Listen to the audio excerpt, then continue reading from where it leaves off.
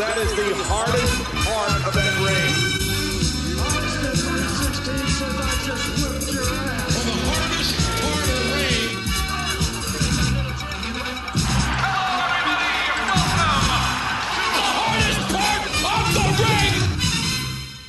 Hello and welcome to episode 169 of Hardest Part of the Ring, the podcast where four friends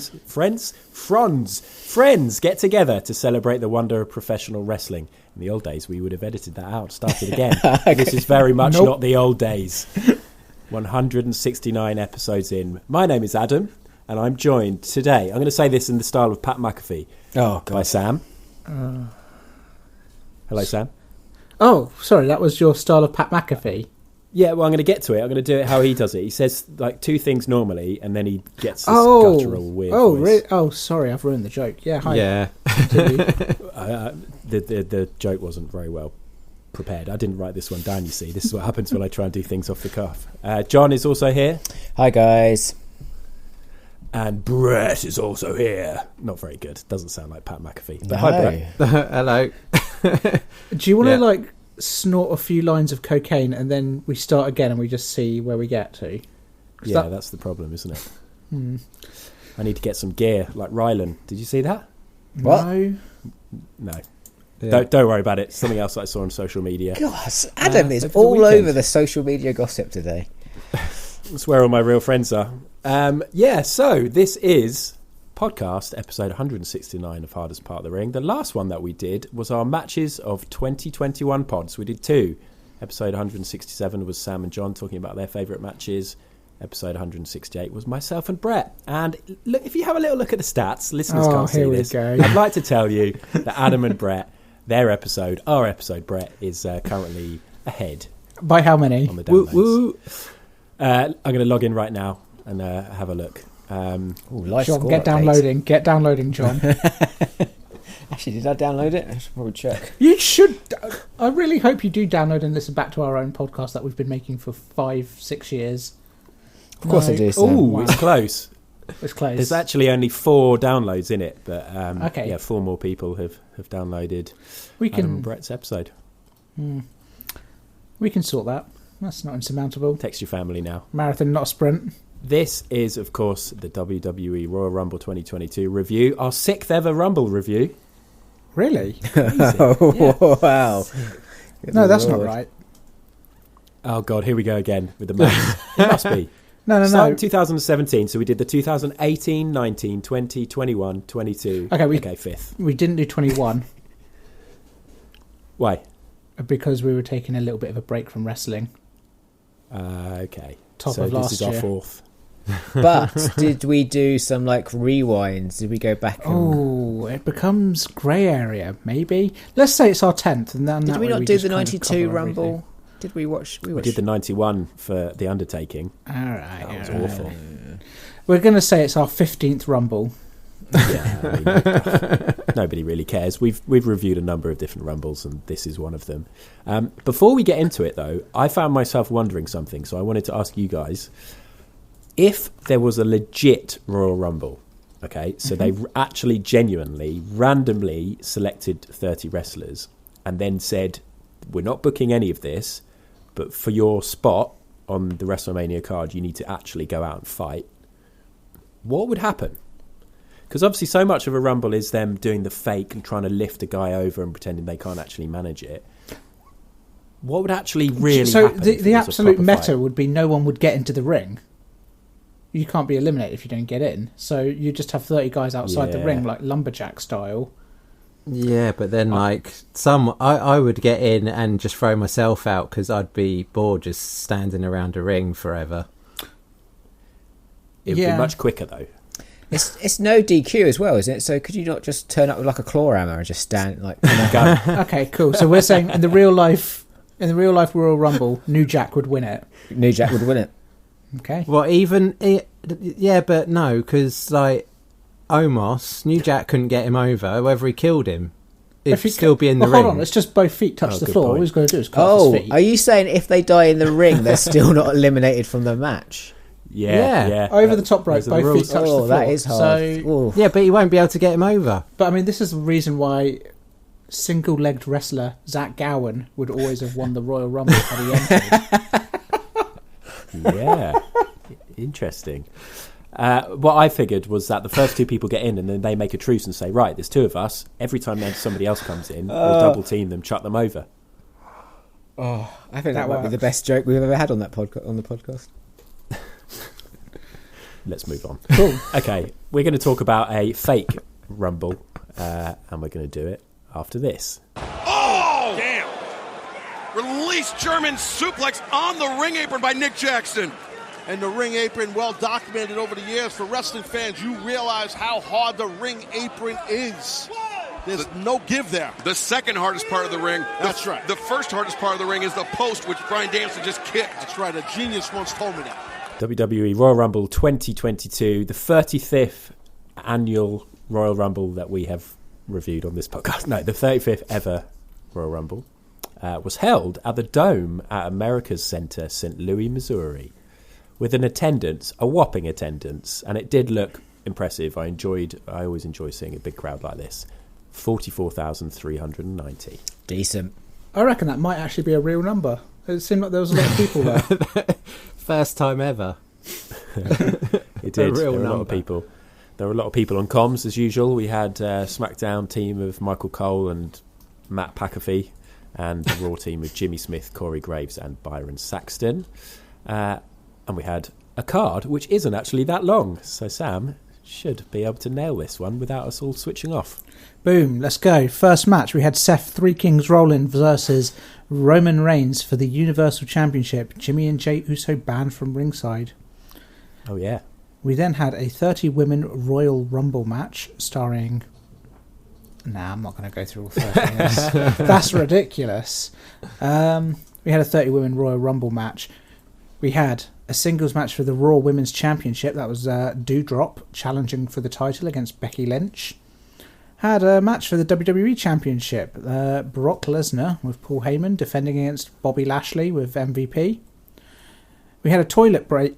Sorry, we had a mixed match tag. Harsh. The Grit couple, Edge and Beth Phoenix versus the It couple, the Miz and Maurice. And then finally we had a men's Royal Rumble match.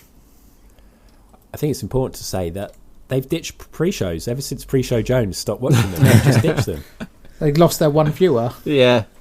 Apparently there was like the traditional hour-long or however long of Booker T talking nonsense. Right. Cool. But there was no actual match. They actually had the... the video package where they do all the Royal Rumble stats and things like that. They had that in the pre-show. Oh. We love that. Yeah, I missed that. Needs to come back. Big shame.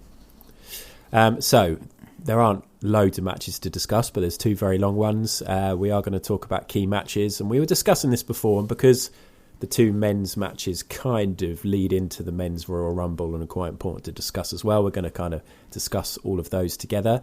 So we'll do Seth Rollins, Roman Reigns, Lashley versus Lesnar, and then the men's Royal Rumble, and then we'll talk about the women's Royal Rumble, and then there's only two matches after that, so I expect we'll touch on those briefly as well before picking a star performer and giving the pay-per-view a rank out of 10. Sam said just before we recorded, this is the first time we've done this for ages, and the last couple, well, apart from Survivor Series, but AEW stuff's been ranking pretty highly. Yeah, it's interesting. I mean, our kind of last AEW pay-per-view that we reviewed, 9.1. Our last WWE pay-per-view that we ranked, Survivor Series, 4.5. That was bad, though, wasn't it? Yeah. Just for a bit of context as well, WWE recently, SummerSlam 3.5, Survivor Series 4.5. So it's not a high bar to beat. I think this might be. Yeah. This might do better. I think this is definitely going to do better than that. Oh, dear. Deary. I thought you were going to say WWE recently and just generally give us a bit of an update, because I don't know about you guys. In fact, we should probably say I haven't been watching any WWE and I haven't been reading about it. So there were a lot of surprises, gimmick changes, music changes, all kinds of stuff. Yeah. Have you been watching? No. I have been following the Seth Rollins Roman Reigns feud, but I've been following it in clips rather than watching SmackDown and a little bit of Raw here and there. I've just been kind of read some of the results, follow some of the clips. And from what I've seen, I've enjoyed that part of it, but most of it I've not been keeping up to date with. Same for you two as well. Yeah. Same. Recaps Bit and less, clips. bit less than what Sam does for me.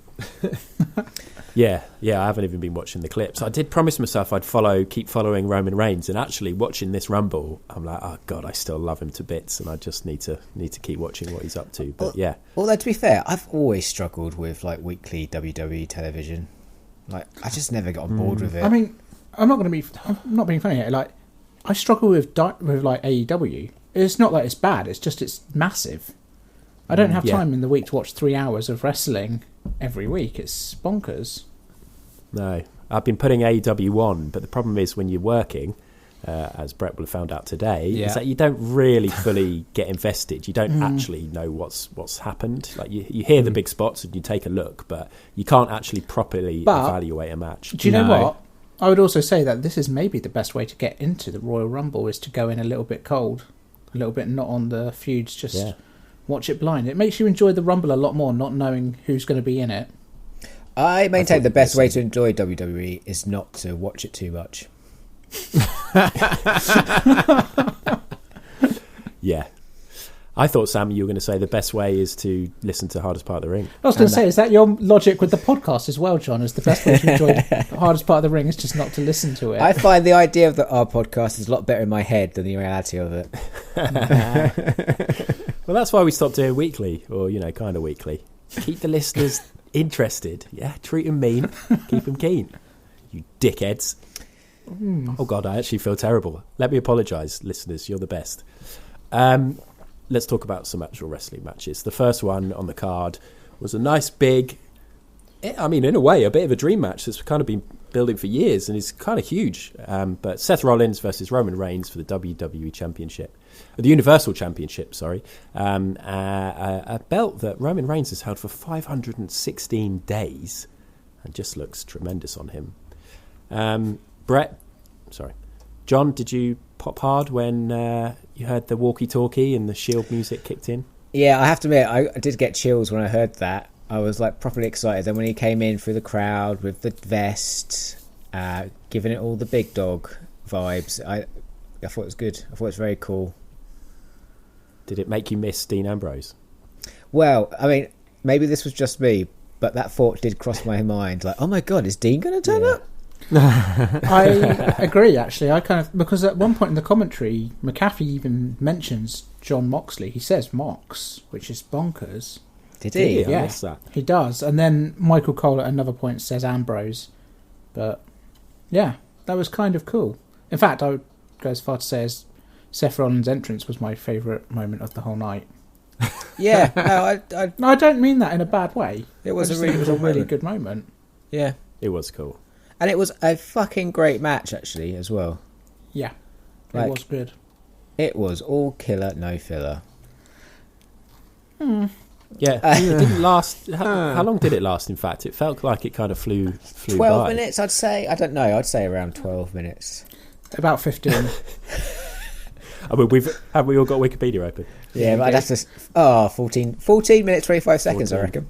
It sort of did fly by because I like Adam said, I was working while watching this, so I only caught moments. But like, it also, I think, what I'm going to find my big problem going back and watching WWE after enjoying AEW and everything is that it's just so much slower. It was pretty slow. Like the pace is so slow. I didn't find that with this match, ever seem though. to have like moments where it gets frenetic and then it can slow down again. It just seems to stay at this like slow pace. So for me, like, while it sort of sped past, it also seems slow. I think there was a lot to love about this match. I loved Seth Rollins powerbombing Roman through the table like really early doors. I loved all the callbacks to the different stuff they had done in the past. They had that pedigree spot. They had the chair shot from Roman. There's a lot of stuff to really enjoy here. I just am really disappointed by the finish. Oh yeah, can we talk about the finish? Because the finish is weird. I'm into it. I liked it.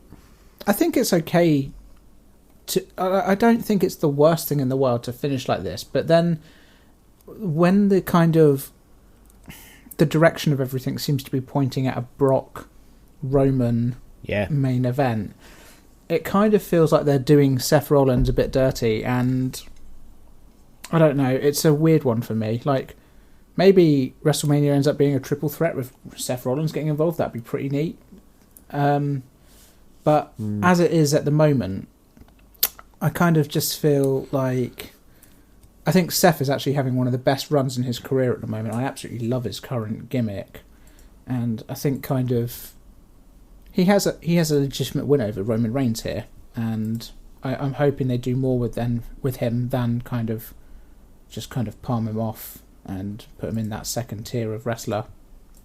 I think one thing I noticed as soon as the whole show started, which sort of set the tone, is, and obviously it's been that for the Royal Rumble for a long time now, it's like we call it one of the big, four, but like straight away it's the road to WrestleMania, and you see the WrestleMania sign. It's like, can we get the Royal Rumble going before we start talking about WrestleMania?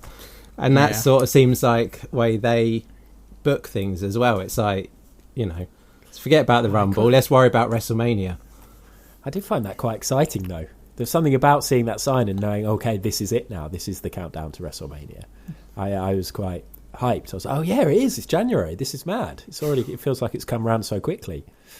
Well, we should reference the fact that it was, the guillotine is a great looking move, and I love that Reigns has that in his locker, and I just found it really enjoyable the way that Did the ref gets dropped on the rope? Did the ref put his arm on the rope though? Yeah, the ref absolutely did put his hand on the rope. I feel like the ref was getting involved a little bit here. Yeah. Oh, I thought Seth did a great job of moving towards the ropes, and I was like, oh wow, he's doing a great job. I think he's going to make it, and then he didn't, and I thought, oh, he's going to tap out, and I quite liked the end. I thought it was quite interesting, and my immediate thought was, this is fine because it's going to build to some massive WrestleMania payoff. And I hadn't processed in my head about the whole Brock stuff, and actually, of course, they're probably gonna go with that. But it's weird because obviously we didn't watch day one, and day one was supposed to have Brock versus Roman, and then Roman got COVID. So everything's been slightly weird. Yeah, it's all a bit of a. I like this show overall. Kind of. There was something a bit strange about it that I wasn't a big fan of. Like, I don't think this was the worst WWE pay-per-view I've watched by a long shot, and I think kind of it's real harsh to kind of say that, it's bad, isn't it? It's not bad, it just kind of, I felt like it was a little bit formulaic, and it kind of... This feels like your summary at the end. Yes, I know, coming but too soon. What I'm getting to is that it feels like it's like your road to WrestleMania sign. Let's get to WrestleMania. Here's the thing: is that like kind of, especially with the way we've put things together, like with this match followed up by the Lashley Lesnar, followed up by the Men's Royal Rumble. This match set the tone for what I think was kind of interesting setup, poor payoff. Oh, do you reckon? Okay, yeah, I like the payoff. I'm with you, Adam. I like the payoff. My only concern is that I really like this match. I want more of it, but yeah, like Adam said, it feels like it's not going in this direction. WrestleMania is still not for a few months. We've got Elimination Chamber in Saudi Arabia to come. I reckon there'll be. But I wouldn't be surprised if it's Roman versus Seth Rollins there. Because they can't have Brock. Is it weird having a pay-per-view called Elimination Chamber in a country with such horrible human rights abuses? There's been a lot of talk about renaming it because Elimination Chamber isn't really a good name to be throwing around, just generally. What would you rename it? Ooh. Put you on the spot. Hell in a Cell. Cage Roulette. Ooh, Cage Roulette is great. Oh, I thought you said Rage Roulette. Yeah. Rage Roulette is also Roulette, that's even better. Rage in the Cage Roulette. Rage Roulette in the cage. Roulette cage. Rage. Cables, adders, and flares. Cables, adders, and flares. I peeked at that, which was about 100 episodes ago. Okay, so that was the first match. Yeah, interesting. But it all links in. The next match we're going to talk about is the other men's championship match for the WWE Championship this time. Bobby Lashley versus Brock Lesnar. Of course, with Paul Heyman coming out. I'd missed a load of that stuff. The Heyman leaving from Roman and then going back to being with... that was all around day one, yeah. Yeah, I did. I read a little bit about that before tonight because I thought it'd be good to know sort of what had happened. So that's all quite interesting. But anyway, this match, I really like the way this started. Brett, did you enjoy the video packages, sort of hyping up the competitors' credentials? It sounded great while I was looking at my illustration that I was working on. You didn't enjoy all the like the stock video from a forge, people bending metal? Did that happen? Oh yeah. I really thought that was cool, no? To because these guys. I just have saw this credentials. question and I was like, oh shit. Well, I mean, you could have told me that before, and I would have targeted it at someone else, or been like, "Hey, Brett, how did your work go today?" I could have planned the We question. don't have to talk around about you, Brett. wrestling. Let's talk about illustration. You agree though, surely, Sam? That was really cool because these guys are legit. Right, the hype package for this I really liked, and also it felt like it was actually legitimate. I have wanted Brock Lesnar versus Bobby Lashley for years. Yeah. I remember when Lashley first debuted, and I was like, man, this is really disappointing. Brock's gone off to New Japan, and that match just never came about. And it was like, this would be a great matchup, and they've done so well by Bobby Lashley to make him into a credible challenger to Brock. It was there was a lot to like about this, and the hype package did a really good job building it.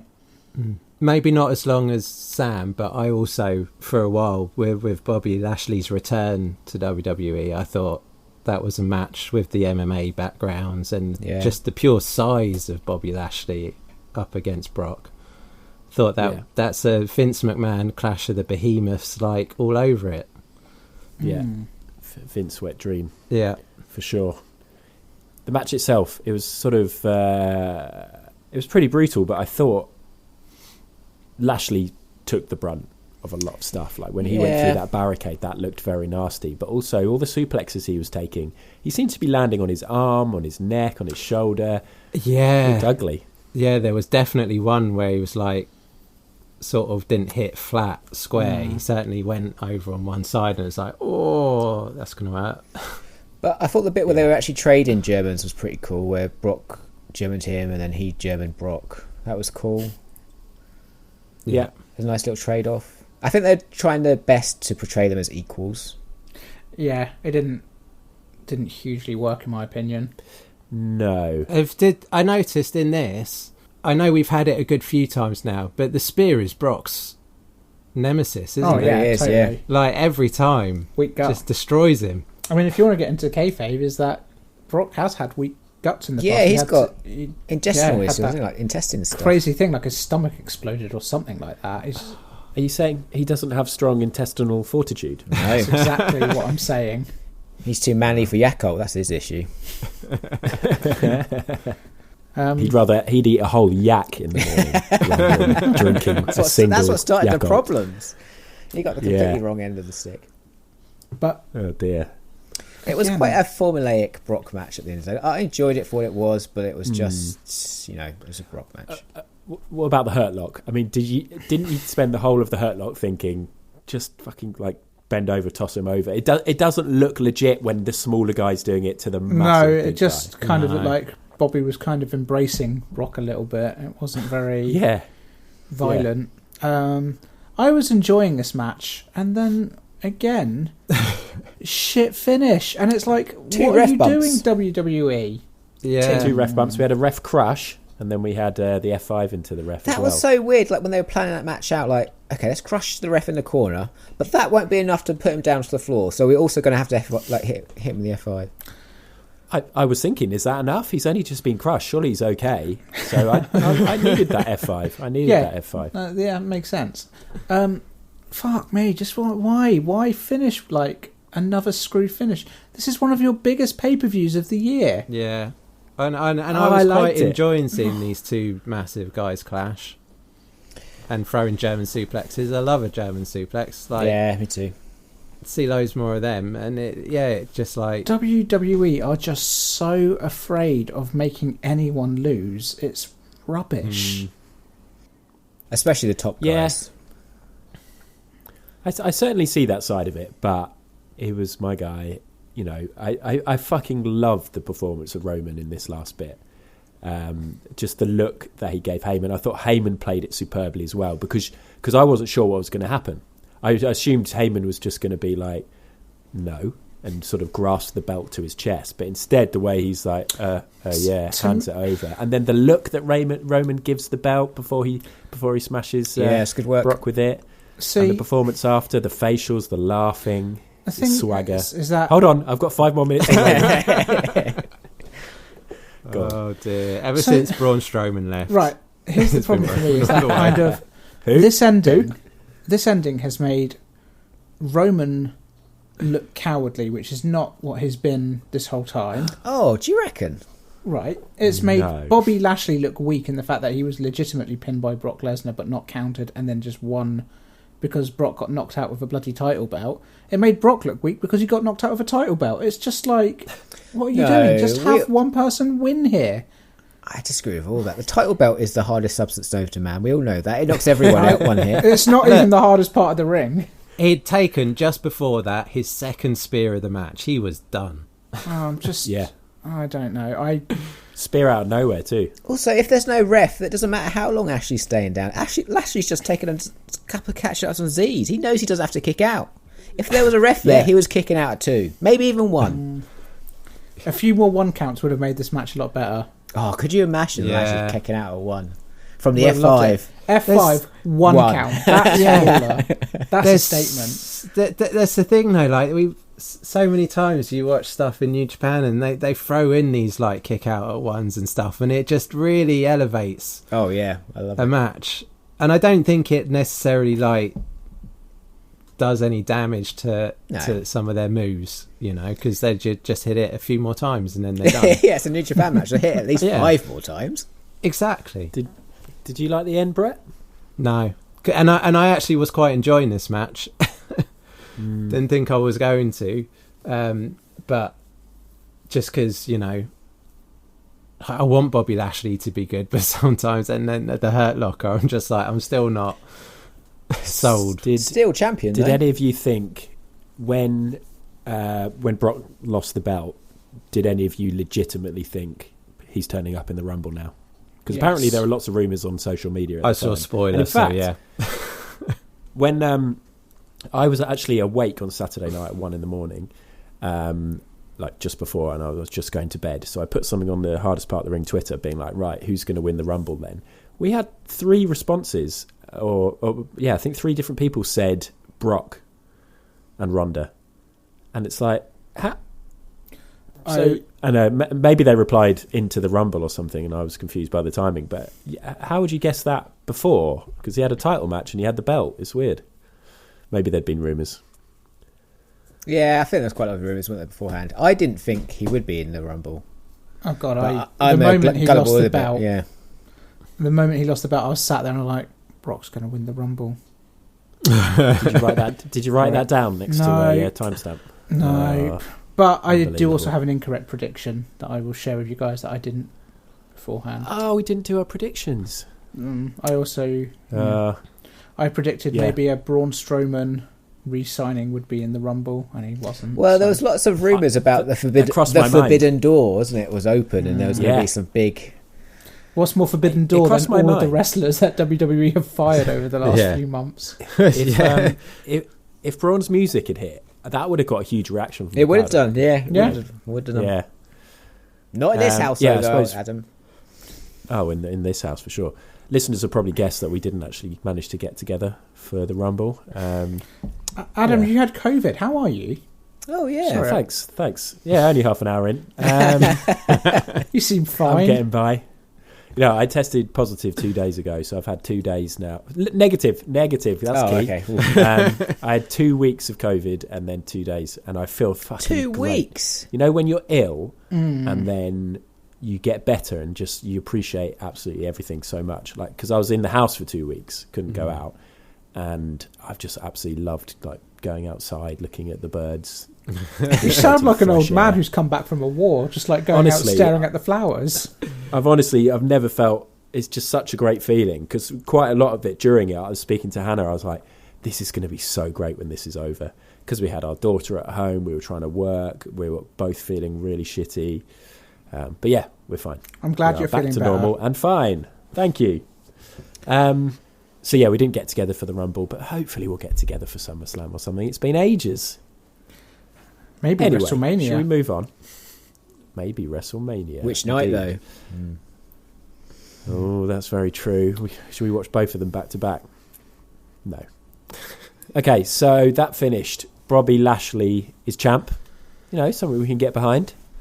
Brock Lesnar was left on his back, and Paul Heyman left walking up the ramp, looking hilarious as he walked along. Oh, just quickly, where the fuck was MVP during all of this?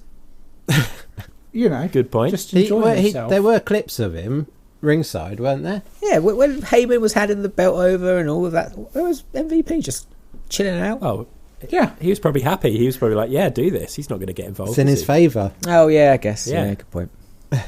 He's not fussed about getting a clean win. I just fair. Okay, so we talked about that because, of course, it affects what happened in the next key match we're going to talk about, the Men's Royal Rumble, which was 30 men in a row entering a ring with just one winner. Sam, did you actually have like a pick of who you thought might win this? Because I kind of had no idea going into this.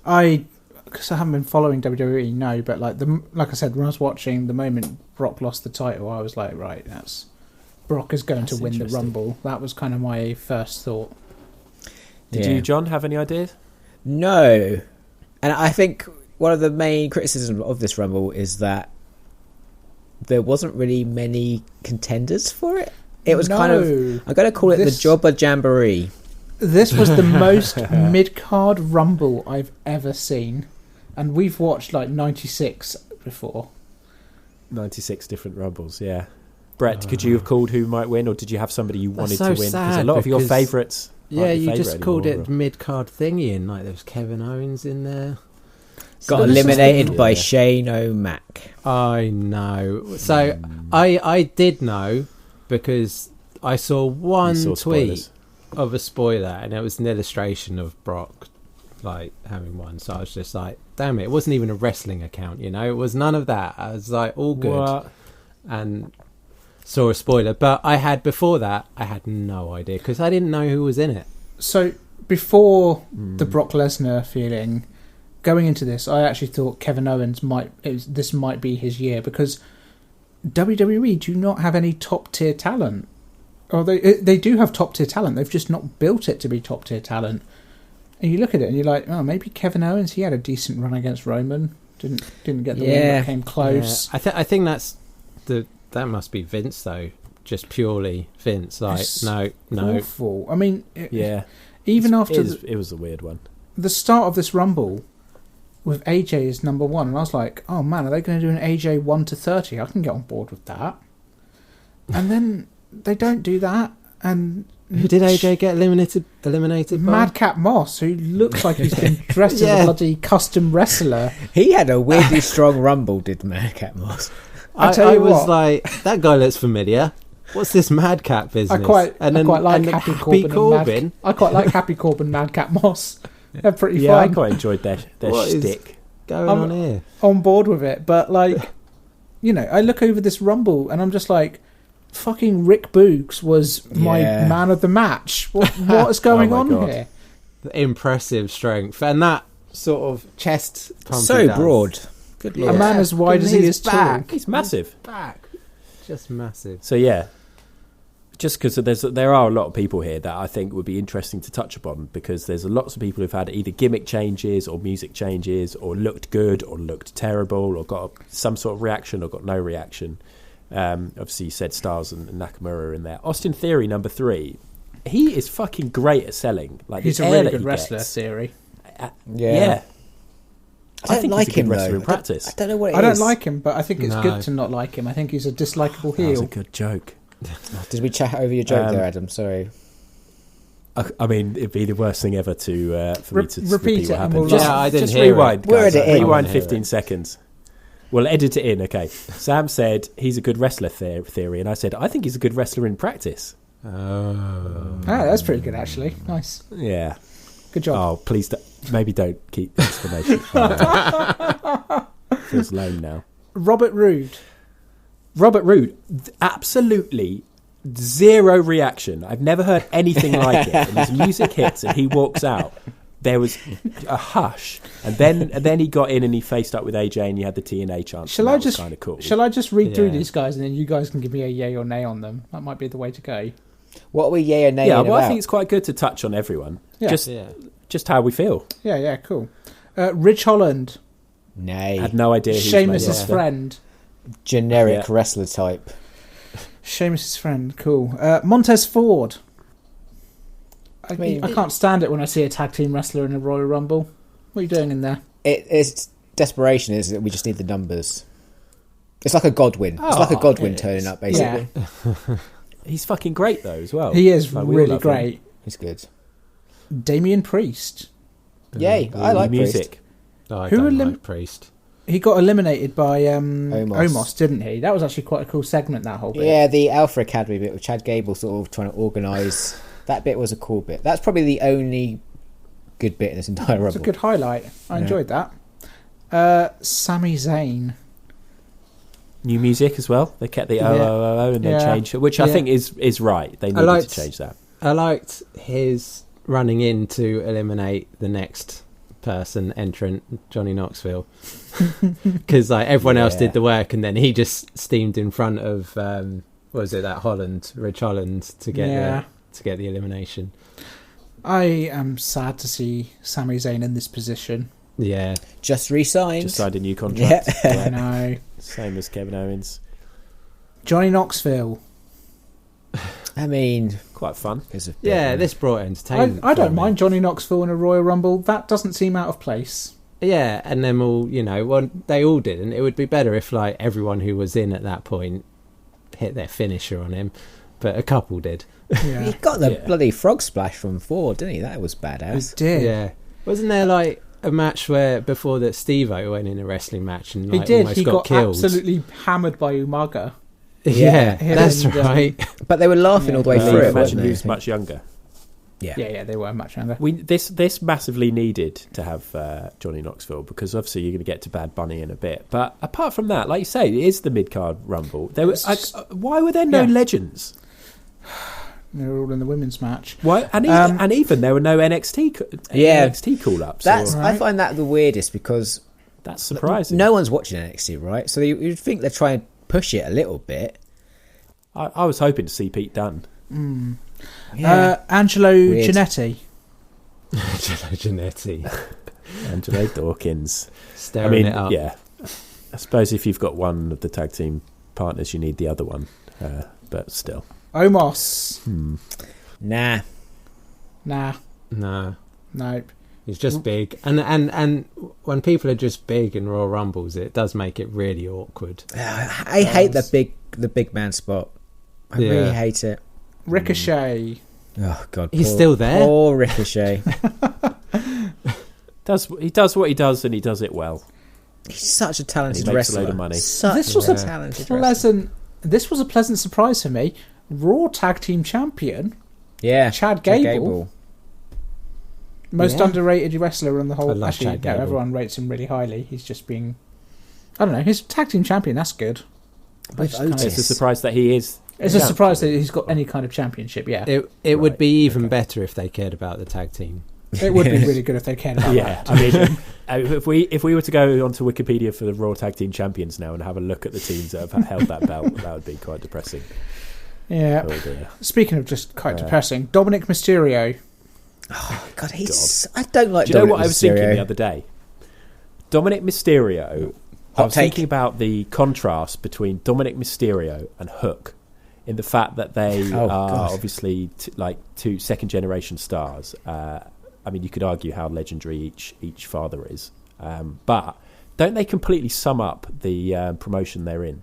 Hook, cool, got some swagger, got a bit of edge to him, good looking, trendy, and then fucking. What is Dominic? Like, clean cut, no charisma. What is awful ring gear. Oh God, he's Awful ring such a gear, dork. just very WWE. Yeah. And then you've got Hook coming into Action Bronson with his crazy hair doing cool shit. I think one of the key differences here is if you didn't know Hook was Taz's son, you would just be like, who is this kid? Yeah. He's kind of awesome. You can't have a guy running around saying, Dominic Mysterio, I'm going to do the bloody 5-star frog splash because my dad Eddie Guerrero did it. And just be your own person, His Dominic. dad, Come on. Eddie Guerrero. Do you not? So there was the whole that was a storyline. custody of Dominic thing. Yeah, okay. Wow, that is. I think. I think. To set that up a little bit, Sam. No, as a wrestling podcaster, you should know that Dominic Mysterio is The Eddie Guerrero's the son. jokes are not going down. They're not hitting. They're not quite hitting. We haven't done a review for a long time. We're all a bit edgy. No. I think that just leads to freedom to be creative and no freedom to be creative. Yeah.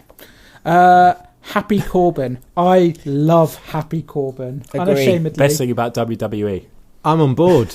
Yes. Yes. Are you Brett. serious? I'm serious. Like that. I mean, I didn't What? watch that pay per view before, but I used the photo of him on the cover with him looking pretty cool with his hat and his shirt, and I think he's got a good look now. Yes, and this is he's got huge.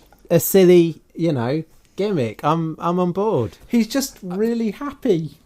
We need to unretire He that just Baron needed Corbin like vest. a silk shirt, a rock but better fitted silk shirt. He looks good in this Rumble as well. He got some nice choke slams. There was a beautiful deep six. Such a good move. Oh, he had that big old backbreaker as well. I Yeah. can't remember on who. This That's is a it. bigger deal than me liking the Young Bucks. This is huge. But yeah, we're Team Happy Corbin.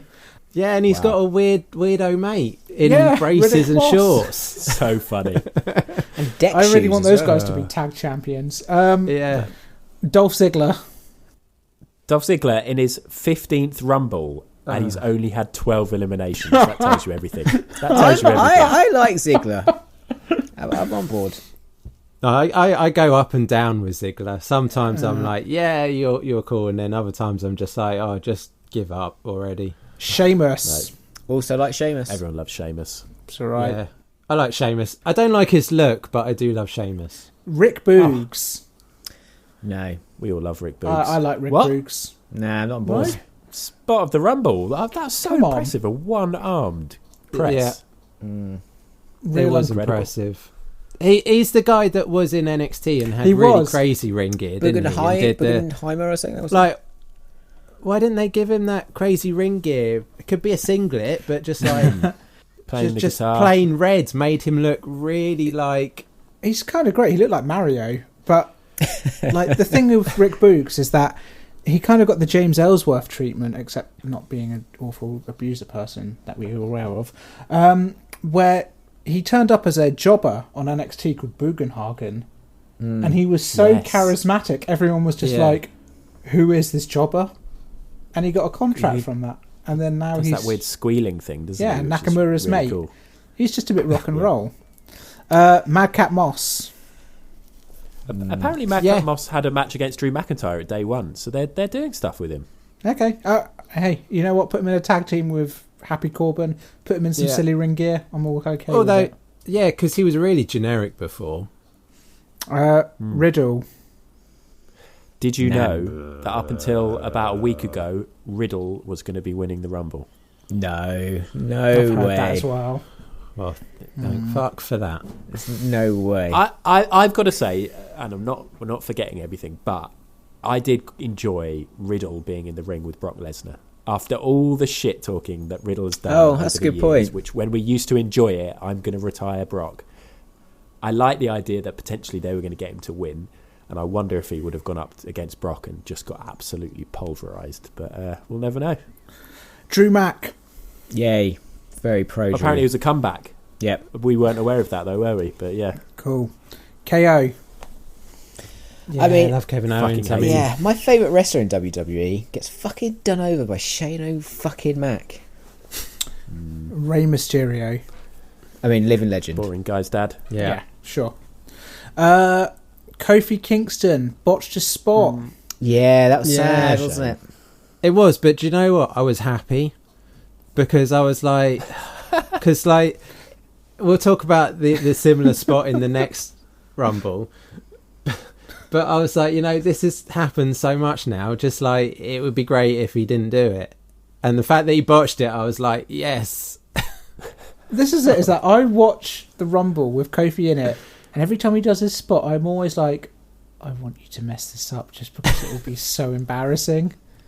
And it wasn't guys, actually that fucking horrible. embarrassing. Yeah, did you know what though? It looked really painful. It did look really painful. Yeah. Like the height he landed on that barrier from, even if it's got a bit of padding. I mean, Yeah. ouch.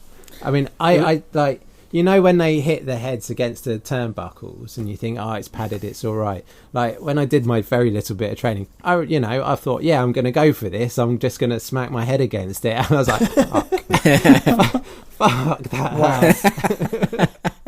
Shit hurts, people. It might have padding, but it hurts. Kofi Kingston, last of the SmackDown entrants, by the way. It's all There was a free weird agents lull, and wasn't Raw there? from here. There was a weird lull after that because the crowd were kind of like, what's happened? Was that meant to happen? Yeah. I thought it was quite good that at least they went to a replay and were like, no, his feet touched. And they didn't. Yeah, claim for sure. They didn't. Yeah. And they made him But- hang there for ages as well, though. So he had to use his upper body strength just like to stay in that I weird quite like position. this because it means that they've thought, you know what happens if this goes wrong? And they've got a plan, and it's like, okay, Yeah. fair enough. But there was a weird lull, and apparently there was supposed to be some stuff with Big E Yeah. happening between him and Kingston, but So- obviously that couldn't happen. Yeah, Kofi also tweeted about it later, having a laugh. Yeah, all good. Yeah. Otis. He I looks like so Otis. awful, clean shaven. Yeah. It does look weird. I like people that are funny. Big E. Good. Former Yeah. WWE champion Big E. In the Rumble for 6 minutes, 37 seconds, no eliminations, and clotheslined out of the ring, just kind of like hardly on camera, Yeah. Yeah. just in the background. Yeah, He's because I don't really remember him being in it. very much getting the Kofi treatment after his championship run. Massively is. Bad Bunny. What a superstar this man is. That Canadian Destroyer looks sick as fuck. Should Bad I was Bunny happy be to getting see Two two eliminations. 2 eliminations. That's crazy. Okay. Well, should he be like the superstar of a Royal Rumble? No. Yeah. I and- reckon and he should have fucking won it. That's what I'm saying. He gets like better spots than great wrestlers as well Yeah? in this. Like they don't get to do great stuff, and then that would, old school Roddy Piper would beat the shit out of him for that. Because he'd be like, you don't come in here and get the better spots and stuff. There'd be some. Yeah, that's true. 28. Here comes the stuff money.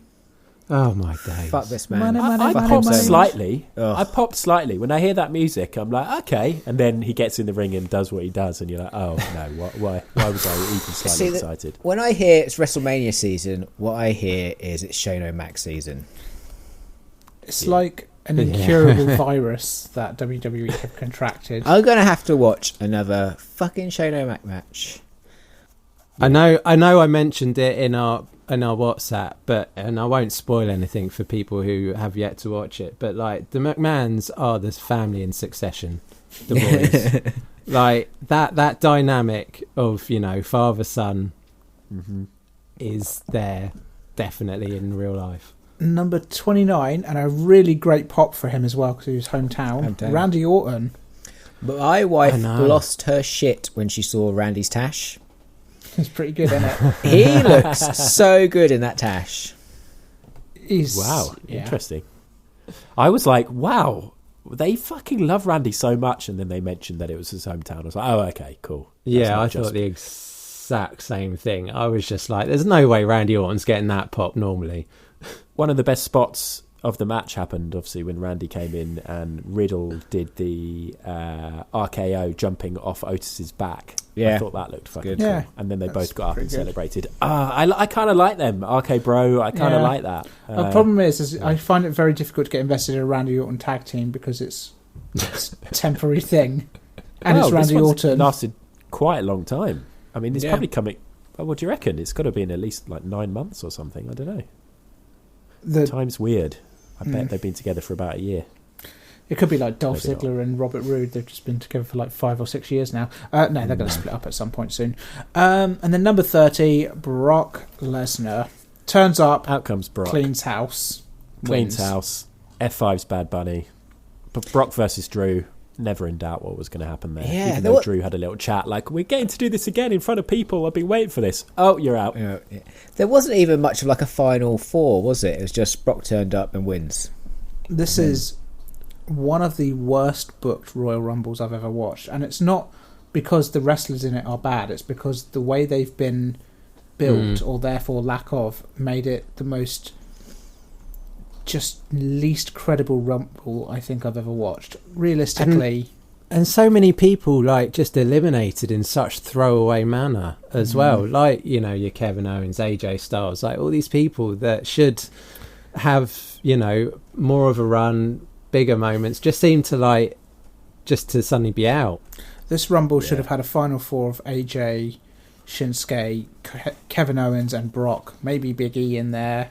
Like, just some bigger wrestlers. Like, I don't mind if Brock wins it. I don't want him to, but it's fair enough. But it's kind of... It's kind of the nature of a Rumble as well. You've got 30 wrestlers. There's going to be a lot of them are going to have to be disposable, unfortunately. Sure, but should it be 29 of them? No, I totally get what you're saying. I thought this was not memorable at all. I don't think in years to come we'll look back at this and think anything of it. We won't say it was absolutely dog shit, but there's just nothing really memorable, and it wasn't that enjoyable. It was like, ugh, you know. I agree. But we've really set ourselves up now because we just went through all. I know we can't do that. Don't do that for the women. We've got to do it for the women. We've got to do it for the We're women. all about 15 minutes already. That's fine. We'll power through it. We can speed through. Power through.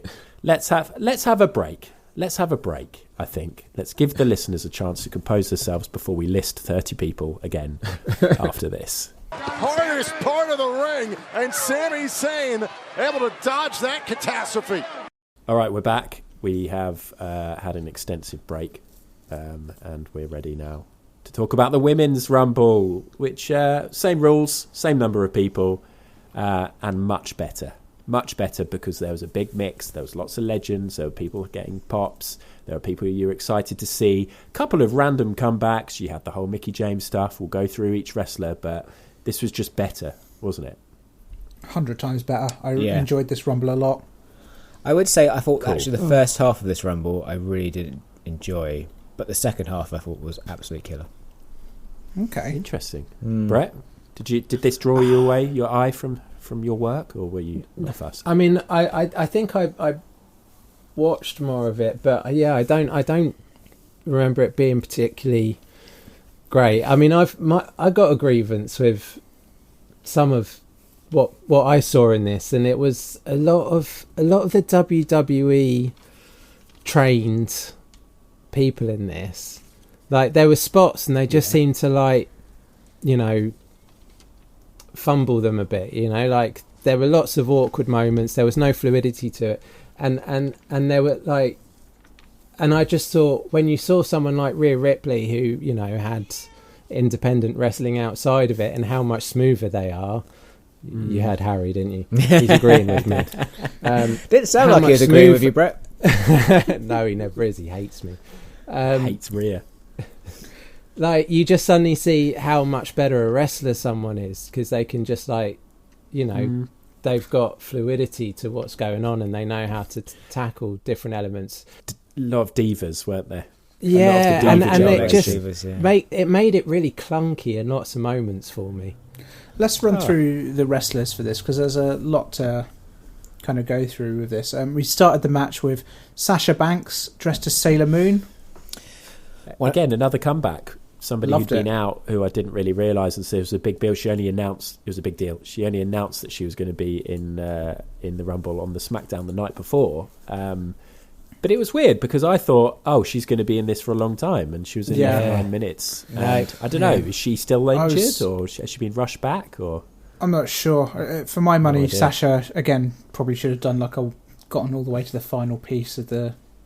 Yeah, it feels weird putting such a top card wrestler at the beginning and then have them just get eliminated again, so soon. Yeah. This kind of speaks to WWE's women's roster in that there's actually quite a lot of top stars in this that we'll kind of get to. Number 2 was not one of them, Molina. No. Absolutely, I'd never heard of her. She used to come up with Johnny Nitro and Joey Mercury as part of Eminem. Right. John Morrison, even. Anyway, I think she's actually in a relationship with John Morrison. Number 3, Tamina. I don't think Tamina knows the rules of a Royal Rumble. She was in this for quite a long time and got 0 eliminations. I think according to Tamina, the whole goal was to stop Zelena Vega getting chucked over the rope, because all that she did was save her. All she did was stop Queen people Zelena. getting chucked over the rope. I think she just was lumbering around the ring, just like, hit people. And it's just like, what are you doing? Yeah. Number 4, Kelly. Oh, what a botch. Yeah. The novelty's worn off, hasn't it, now? With a lot of these ones that we saw in the first Rumble, where it was like, yeah, this is so great, they come back, and now Yeah. And then they come back every year. Yeah, this is why I struggled with the first half of this, because I just felt the first half was a lot of like ex-divas that I just don't care about, and I really would rather see them not wrestle. Number 5, Aaliyah. Meh. In the ring for 22.5 minutes, 0 eliminations. Good job. Yeah, she's on SmackDown now, and she wasn't a big deal in NXT, was she? No, and she was down there Not that for that means anything. ever. Like, if I remember when it started, it felt like 6 years. Yeah. 6 Yeah, years she was in she had NXT. she had a starring role in Breaking Ground. It was really good. Number 6, and was actually my pick to win it all, Liv Morgan. another wrestler. She was in it for I think the second longest time or something. Crazy. 37 minutes. Yeah. 0 eliminations. 0 eliminations. Liv Morgan, I think they're missing a trick here. The crowd are hot on her. She's she had that main event push. She's up there, though.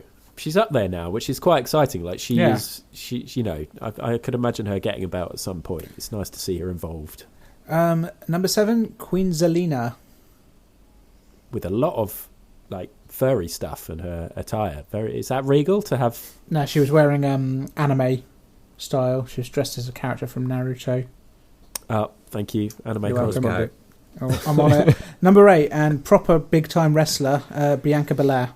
Yeah, but she's had an incredible year last year, right? I feel like, and Yeah. Apart from one, she had one elimination in this. Yeah, it's crazy. I'm a bit worried about her and Sasha Banks now that Ronda's back, and like, what happens with these people. Number 9, I can't believe she's still employed, Dana Brooke. Yeah, how has she avoided the cuts, right?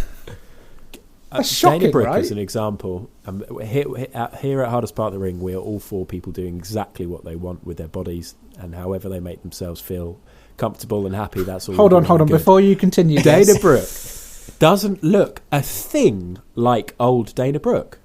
Okay, yeah. She's changed in every way. They've replaced the fine. actress Good who for plays her. Dana Brooke with. But that's what I Dana mean. It's like it's just you. We come were out and there's all not even sweating buckets there, Adam. Yeah, I was quite worried you were going to get cancelled. No, I just if you saw a lineup of wrestlers, little disclaimer of I would views not have are not mine. recognised. No, I wouldn't have Dana recognised Dana Brooke either. But apparently she's still employed. Maybe that's how she does it. She changes her look, and then Vince comes looking to fire her, and it's like, "Where's Dana?" And who's this new wrestler? This blonde wrestler. Number 10, Mrs. Undertaker, Michelle McCool. I swear, Yeah, in every nothing to Rumble say match, there. she's always in it for a long time. Yeah, Yeah. feels like it. Certainly shouldn't be doing 20 minutes and 1 elimination when one of your top stars, Liv Morgan, does 37 minutes with none. But anyway, number 11, Sonia Deville. Someone who actually came to the Rumble and brought a little bit of story. I like the jacket Yeah. stuff. Yeah, I thought that was funny. I like Sonia Deville. Yep, On like a board lot. with it. All that it takes for John is something to wear a jacket. Yeah. Oh, A good blazer on fashion. board. yeah, she's great. I thought she was too injured to wrestle, or Yeah, isn't I that? But I'm not yeah. sure what happened with her. I know she basically got robbed, like breaking and entering, and then She had I a don't stalker know. thing as well, didn't she? I It think. was, some Oh, yeah. crazy stuff. But anyway, she's been doing really well as kind of like general manager sort of deal, WWE Yeah, official. it's cool. Like her getting involved, thought she had a good showing. Like her. 2 eliminations in 2 minutes. That's like, God, One a Dolph minute. Ziggler would kill for that. Number 12, Natalia. Ugh. Yeah. She's there to make sure it all keeps ticking over, hence 36 minutes. Yeah. Number 13, Funkadactyl, Cameron.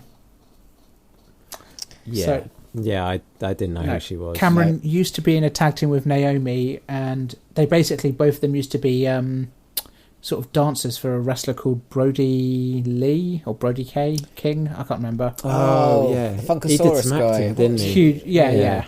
Used to come out and do a bit of dancing. Number 14, Naomi. Naomi. Yeah, so Naomi and Cameron, that whole storyline worked together, didn't it? Because Sonia Deville eliminates Cameron, and Naomi doesn't like it. And Naomi went to do the little Kofi Kingston spot because she's the one who does it in the Women's Rumble. But then as she went to do it, she got dragged out. Yeah, Fair. that was cool. Which I was like, yes. Yeah, it's good. Good story. That works. 15, Carmella. I don't remember in this at all. I remember her coming out, but that was all. Does she have a Turns face up, mask? yeah, on? she turns up, talks to Cody Rhodes. She doesn't talk Corey. to Cody Rhodes, that'd be mental. Talks to Corey Graves. Puts on a face mask, which is actually a really cool look. I like that. That was and fun. then gets eliminated. Yeah, she's great. Carmella. I like Carmella. Yeah, she's a great character. I in the women's legitimately division. think she's quite top tier, and I think she's underutilized. 16, Rhea Ripley. Yeah, I think Rhea's great. Yeah, I agree. Probably a favourite as well. When she walks in, you think she could win it. Yep. 17, Charlotte Flair. Well, when she came out, I thought she was winning it. Have I ever told you guys how I feel about Charlotte Flair? I fucking loved her in this again. I just love her. One of my favourite things in wrestling is when Charlotte Flair does a big boot and leaves the leg hanging over the edge. With her ruffled hair hanging over her face, looking annoyed. She just looks fucking good. Number 18, with some of my favourite entrance music, Ivory in her the Right to Censor gear. Tune. That is a tune. I always love Right to Censor. But yeah. She was great in this. Actually, doing the promo throughout was good. It's fine. They've kind of repackaged a little bit of Right to Censor in that way.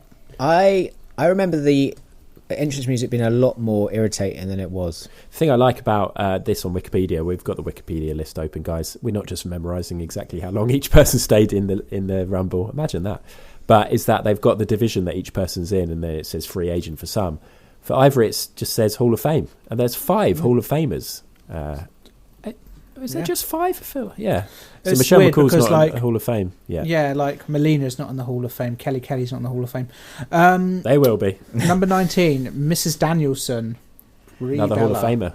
Yeah. The Bellas. I don't like the Bellas. Don't think the Bellas should be getting as many eliminations as they do for a part-time job. No, but it was funny, Brie eliminating her sister.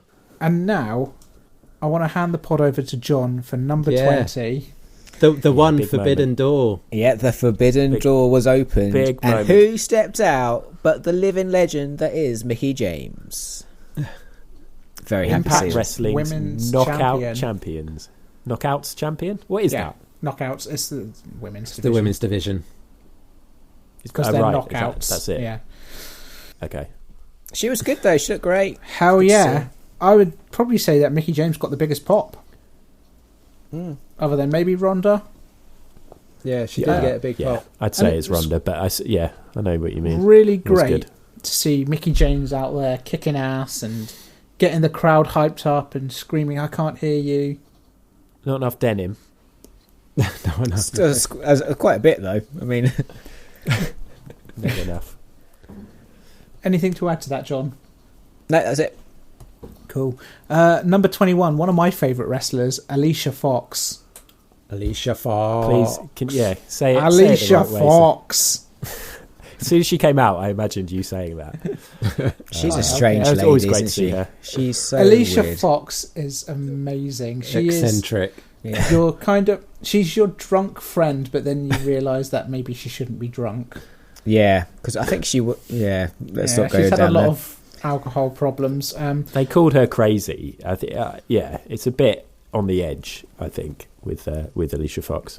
I legitimately really love Alicia Fox as a wrestler, and Just the way she walks the ring. she's so much funny. fun. I think she would make an incredible commentator. 22, Nikki, almost a superhero. I'm not on board with that gimmick, you know. Yeah, it's a rubbish gimmick, and she's now a heel. But it meant that we had the moment when who was it? When Mighty Molly came out later, superhero stuff. You know. Yeah, probably Yeah. my You know. favourite moment in this Rumble. Actually, I thought that was really Okay. Yeah. Wow. honestly. I thought it was good. Number 23, Summer Rae. No, Summer Rae, Yeah. a 24. wrestler. Yeah, 24, Nikki Bella. The best. Nikki fella. Bella. one No, that Brie Bella's dumped a better John wrestler. Cena. Brie Bella's better than Nikki Bella. That proposal was one of my favourite moments in the whole of wrestling. It's just so romantic. I just melted. You know they didn't actually get married, yeah? I'm talking shit. It was not a happy ending. No. Number 25, Sarah Logan. She's back. Pop for this. And that was a surprise, right? Curveball. Sure. Yeah, a weird one because she Are the went Viking with Raiders no still fanfare. WWE? Yeah. Oh, The Viking, whatever they are. Viking experience. War Machine experience. Sarah Logan, but she left. It was just they released her. It was no real big deal. Nobody really cared. She never got a proper run. But I remember we liked her. It was a weird one to bring back, but it was a cool moment. And I like the fact that she, who did she sort of Liv clock? Morgan. Yeah, because obviously she was part of the Riot Squad, wasn't she? But I loved seeing her. Yeah. 43 Lita. seconds. Yeah, she did not. Yeah, that's a bit rubbish. Big pop for Lita. Everyone loves Lita. Oh, she looked good in this as well. I love a bit Lita. Yeah. I actually forgot, going back to Sarah Logan. So Liv Morgan and Sarah Logan. Liv Morgan, active wrestler, who's kind of in the main event area. Sarah Logan, possibly a returning wrestler, maybe a one-off thing. Both of them eliminated by the Bella twins. Ah, yeah. Nice. What's going Like on there? Yeah, Lita. Fine, come on. I don't care Done for it. as many Hall of Famers as they brought in. And Lita feels like the Hall of Famers of Hall of Famers. Well, this is another thing, isn't it? Because again, no NXT, no Io Shirai, no Candice, no Dakota Kai. No Great Asuka. wrestlers that we love. No who? 27, Mighty Molly. Oh God, yeah. Where's Asuka? Hands She's up, injured. gets Oh, is she? battered. Yeah, I saw Asuka and Bailey are set for returns fairly soon. Ah, sorry. Go on, Mighty Molly. Molly gets Holly battered. gets absolutely battered by Nikki Ash. Good and moment, though. eliminated. Like Quite like seeing. Yeah. Yep. 28, Ronda Rousey. Good to have her back. Absolutely brilliant. Great moment, right? Yeah. The weird thing is her music hit, and for a split second I was like, "That's familiar. What is it?" And then Yeah, back to the graphics. It is like because she was great in it before. She looked a bit slow. Yeah, I thought The she was a bit punches slow. looked like Shane She had a McMahon baby 4 sort of months slow. ago. 4 months ago. 4 months. Yeah. Oh, fucking Yeah, fair hell. play. Blimey. So she's and been here's away here's for a little ages, dweeb on a then has podcast a baby. criticising. I'm not Number calling you a little dweeb. 29. But Brett, it just made me Oh, laugh. she'd The kick my idea ass. of Ronda hearing this, a UK Yeah. wrestling podcast, somebody saying she looked a bit slow. She'd be like, I had No, a but baby the 4 thing months is, ago. the knees, everything else looked great. It was just the punches looked Yeah. like Yeah. really I thought- laboured. Punches looked a bit rubbish, but the intensity was good overall. Did not like the ring Rusty. gear. Ring gear. Wasn't mad on the ring gear, yeah. No. Again, she had a That's- baby 4 months ago, was my thought. Yeah, I Oh, didn't is it realise that, to Covering be up fair. a bit more. Yeah, To be honest, it wasn't even like it was just like it was just black. Yeah. It just looked like, no, and then they'd quickly, ironed on baddest on her. It was like last minute. It felt. 29, Yeah. Shotzi. I wish she'd come in on the tank. She Yeah. should have been on the tank, right? That would have been Yeah, a for fun sure. moment. Didn't really have much of a showing in this at all, really. Not really. No. Did nothing. Number 30, I popped for this. Shayna Baszler. I fucking love Shayna Baszler in NXT. I love Shayna Baszler, and I was hoping the final two would be Ronda and Shayna.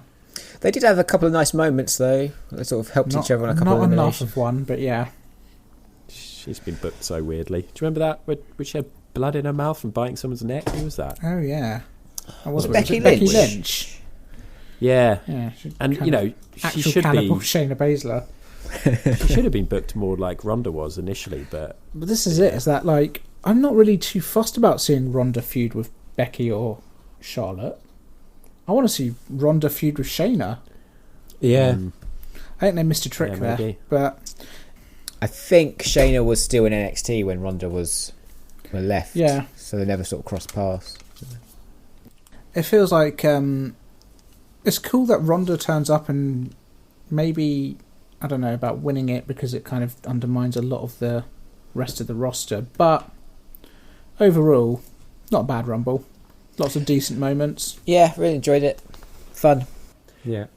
She's a superstar, though. That, like, as opposed to the men's Rumble, that was a proper big moment, and for her to come in and win it felt like a proper big story. Yeah, And we know it won't be long before Charlotte has a belt again. she has a belt at the moment, doesn't she? Oh, does she? Yeah. She got the belt now. The point was, it was strange. She's got the belt, and she was allowed to enter the Rumble, and if she won, she'd get to pick her opponent. Right. Yeah. I really thought that. I liked that this Rumble kept me guessing. I thought Liv Morgan could win it. I thought Sasha Banks was maybe going to go the distance. Belair There's a lot going on here. Yeah. Yeah.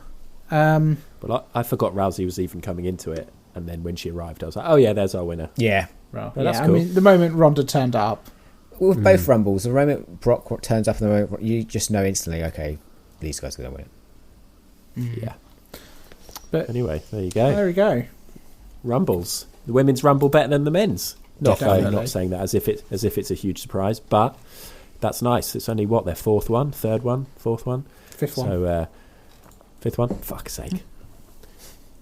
If that means we've done all the women's Rumbles and all the ones we've reviewed. Apart from last year, where we didn't review last year's. Great. Okay, right.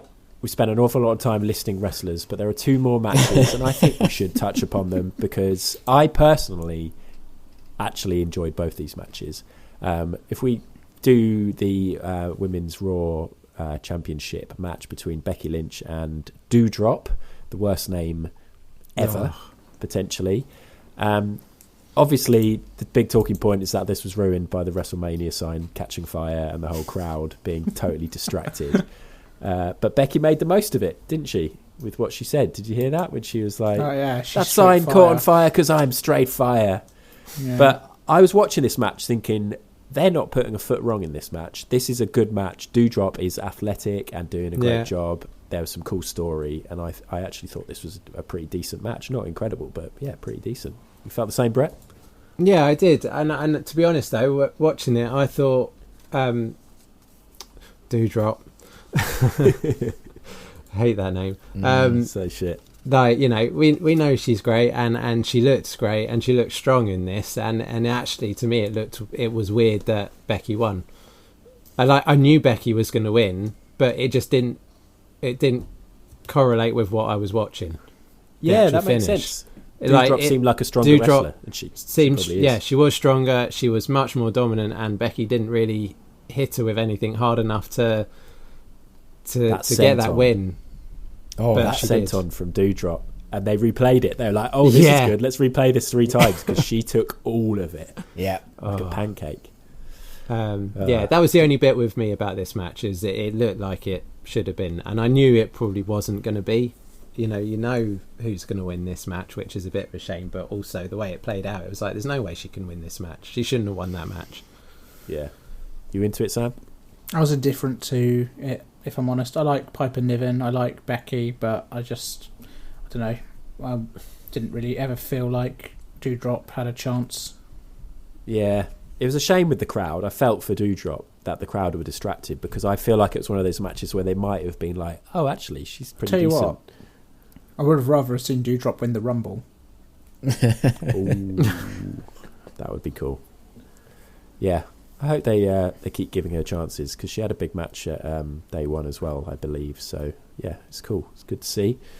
John, the mixed tag match, throughout when we've been talking on WhatsApp about what we've got to watch, what we've got to catch up, how far we're into it, you're like, I've done everything except for the mixed tag. I don't know if I can be asked. Yep. Did you get round to it? I did watch it, but I feel she left it too late, so I had to watch it whilst I was cooking dinner. So it didn't get my full attention, but I don't think this match deserved my full attention. I was doing we need to know what you're cooking so we can see how sort of invested you I was making like a Buddha bowl, which is basically like a bowl of stuff. I think he's trying to posh up a pot noodle there. No, I wish it was a pot noodle. I was pouring my kettle of boiling water. You poured a pot noodle into a china bowl. So I could possibly not. Either that or you had 2 types of cereal. Oh, I would happily have cereal for dinner. I love cereal. Okay. Sam, do you have any strong feelings about the mixed tag? I didn't really care for it, if I'm honest. I'm not a fan. I was pleasantly surprised. I hate these That's couple good, matches though. they do. These Yeah. intergender couple matches. I just don't care for couples in wrestling. I thought Maurice was just going to do jack shit, and I thought she was going to do a good job of doing that, playing the cowardly heel. She did a Hurricane Rana. Wasn't the smoothest, but given what she was wearing and the difficulty she was having with constantly having to pull it out of her bum, I thought she did absolutely fantastically. And I thought all four of them played their roles really well. When I watched that Hurricane Rana, I was like, I don't know how they did that. And even with the replay, I was like, I still don't know how you did that. I'm not going to lie, Yeah. I too was cooking dinner whilst watching this match, so kind of wasn't properly watching it. I didn't feel like I missed too much. So, on Hardest Part of the Ring, we don't have toilet matches, we have dinner matches. Sustenance very matches. I wasn't It's a real making shame dinner bowl. because... Oh, come on then, Sam. What were you making? An actual pot noodle? No, I was on chicken goujons. I was making a salad to go with my goujons. Sam classic. Nice. Did you notice Beth Phoenix's hair, though, John? Because I was thinking you should try and do that. I think you could pull that off. That's a lot of hairspray and a lot of backcombing. I reckon Yeah. Brett could do that now. Look how long his hair is. Yeah, I think Brett should go full homeless edge. Oh, yeah. Just let it keep going. Yeah. In fact, there are four of us. We could recreate this tag. I'll be the Miz.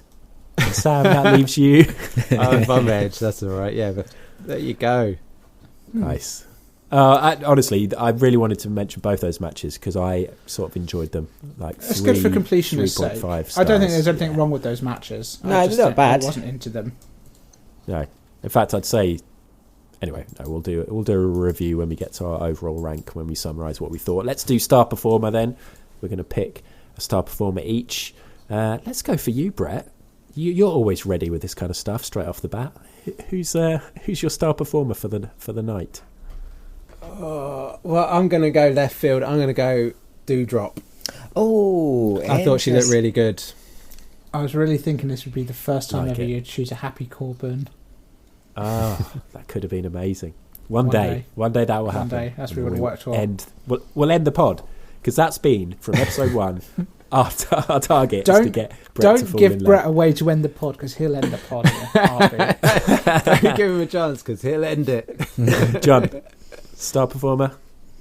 I was going to go Doudrop as well, just because, it's someone we've seen at Riptide and was a mainstay on the Brit Rest scene, and to see her wrestle at the Royal Rumble against Becky Lynch was really cool. Who did she wrestle at Riptide? Can you remember?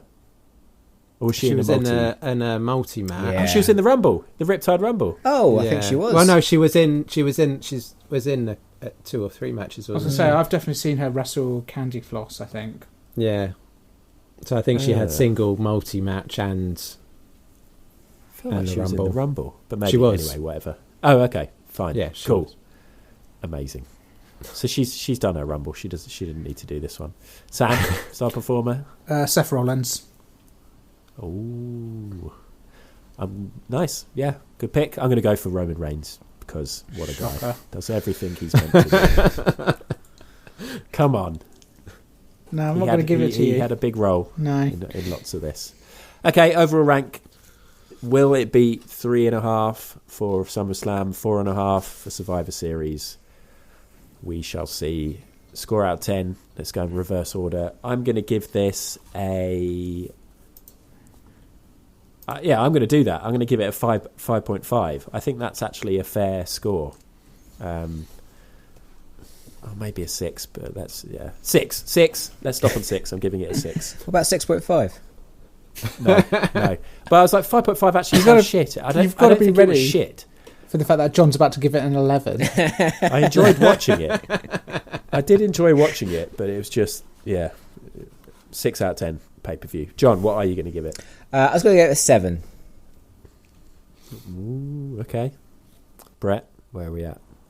I was thinking 5, but I think I should go 6 because there were I did enjoy the Becky Lynch Doudrop match. I didn't actually love a lot of the Rumbles, but I also did enjoy the short bit we got of Bobby versus Brock. So yeah, a 6. I too. Come in, Sam. I'm going to give it a 6. I thought this was the most 6 out of 10 pay-per-view I've ever watched, if I'm honest. And that gives us a 6.3 recurring overall, which is a step up. Recurring. Upward trend. It's a big step up from Survivor Series. It's still kind of a bit poor overall for what should be one of the biggest pay-per-views of the year. Bodes well for Rage in the Cage, Saudi Arabia. Going to be getting a 7 out of 10 pay-per-view if we're lucky. That was our review of Royal Rumble 2022, and we're going to do some listener comments after this. Driving Banks' lower back into the hardest part of the ring. I wouldn't put anything past these women from NXT.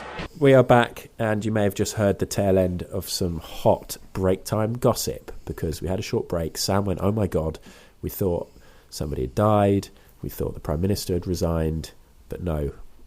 I was going to say, what's the news, Sam? But this episode, we're recording this on Monday night, guys, so we don't know what's happened on Raw. Ronda and Brock are on Raw. They're going to announce who they're going up against. Everybody's going to know this news about Ric Flair, but break it to the people who don't know anyway. Ric Flair's broken up with his wife, so women look out. Wow. God, now he can do whatever he likes to other women. Oh, he already always has. Okay.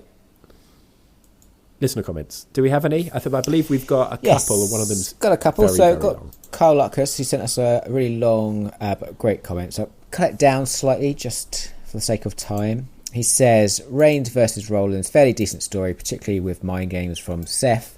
Finish probably all they could do. Women's Rumble, best of the two, with a few surprises, but disappointed with the use of Sasha and Mickey as well as the winner. Men's Rumble was incredibly poor, no surprises except Bunny and Shane O'Mac and Drew.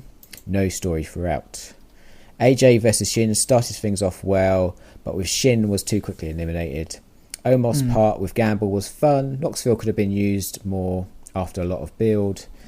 Finish was easy to spot within the last 10. Yeah. Thanks, Carl. And finally, I left this to last because it's quite negative. Our friend MJ, my favourite moment was it ending and realising I was right not to bother watching WWE for the last few years. I did see a lot of people shitting on it. I saw a couple of people being like, what did you make of the Rumble? And people replying going, I thought it was great when it ended. I now know why I don't. Because you get a lot of wrestling fans, right, who used to watch it and then tune in for the Rumble. And you can kind of see why they might not necessarily have enjoyed it that much. It's not as bad as what they did over SummerSlam or Survivor Series. It's not great. And the problem is that they're now being shown up because of how good AEW is. Yeah. How many WWE pay-per-views have we reviewed over the last 5 or 6 years where we've gone, it wasn't bad, it wasn't great. And that is the issue. But at least we have that alternative. And yeah, good things will happen again. Thank goodness for Roman Reigns is basically the summary from all four of us. So, what have I done with my running order? I've closed it already. Guys, I've closed the running order because I believe the pod is over. But I'm going to freestyle this. I know what happens now. We go to Brett and we ask, how do people get in touch? We've not done the next podcast. Oh, Brett's confused. I'll talk about the next podcast after. Come on, Brett, you're ready. You can do this. People can send emails to hardestpartofthering@gmail.com. They can find us on Instagram and Twitter. We are at hardestpartpod. And you can buy us a virtual coffee at ko-fi.com/HPOTR. Thank you very much. I did forget to say, next podcast, we are going to be back in a couple of weeks. We talked about this on WhatsApp. I don't know if we fully confirmed it, but I think we were going to look at doing the Follow the Feud because, believe it or not, the last time we did a Follow the Feud episode where we're following Daniel Bryan versus The Authority, and John is doing a sterling job of hosting it. At least he was back in July 2021. Yeah, I need to really dust off my notes. I have no idea where we left this. Yeah. So I believe us three are going to need to go back and have a little catch up to remember where we were, but I'd encourage you, the listener, to do that as well. Episode 141, 143 and 152, the first 3 parts of, what, is it going to be a 4-parter or a 5-parter? Maybe another 3 episodes. Another 3? My goodness, it's going to take us into 2024. We've got the Wyatt stuff. build to Mania, and then Mania. Ooh, okay. I can't wait, actually. I'm up for getting back into it. And I know we've had a few people who've said recently that they have loved the Undertaking stuff. Oh, and we should shout out Pip, Scroobius Pip, who went on the Cultaholic podcast, Desert Island Graps, and shouted out Hardest Part of the Ring as his favourite wrestling podcast. Oh, yeah. And we got a nice little boost. We got some new listeners from that. That's Oh, amazing. lovely. Yeah, I love a bit if of you've come Cultaholic along- as well. I watch a lot of their YouTube stuff. It's really good. Nice. If you've come along from Cultaholic and you've listened all the way to the end, then absolutely fantastic. Thank you for listening. And stick with us. Go and catch up with Follow the Feud. Go and catch up with The Undertaking. And thank you for listening. All right. That was good. Enjoyed being back. And we'll be back in a couple of weeks when John takes the hot seat. But until then, it is goodbye from Sam. See you later. Goodbye from John. Goodbye. Goodbye from Brett. Goodbye. Goodbye from Harry. And goodbye from me. That was the Hardest Part of the Ring. That is the hardest part